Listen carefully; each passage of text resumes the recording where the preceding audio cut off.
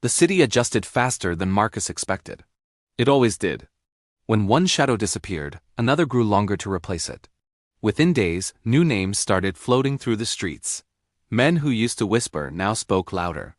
Corners changed hands, old debts were suddenly remembered.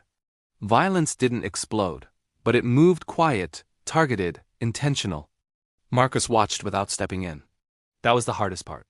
He spent his nights walking, listening, blending into places where power thought it was invisible. Bars that pretended to be clean. Back rooms filled with nervous laughter. Men pretending they weren't afraid, pretending the old rules still applied. They didn't. One evening, Marcus sat in his car outside an abandoned storefront and made a call he'd been avoiding. "Still listening?" he asked when the line connected. "We never stopped," the voice replied. Marcus stared at the dark building across the street. "The city needs boundaries." A pause. "Then, you offering to draw them?" "No," Marcus said. "I'm offering to enforce them." Silence again. The kind that measured a man's worth. Finally, the voice spoke. "You don't wear a badge. I don't need one." The call ended without agreement or refusal. That was enough.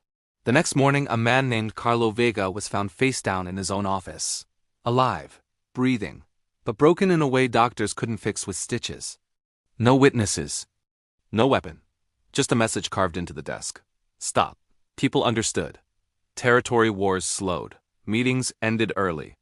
Guns stayed hidden. Fear shifted not wild anymore, but focused. Marcus didn't claim credit. He didn't need to. Fear traveled faster without a name attached. Lena moved again, safer this time. Farther away.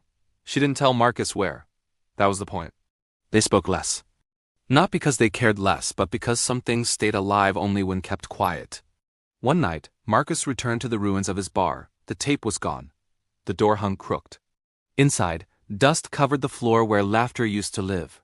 He stood behind the counter out of habit, then stepped away. That life was over. Someone was waiting for him outside. A woman this time, mid-30s. Sharp eyes. Calm posture. Law enforcement, but not local.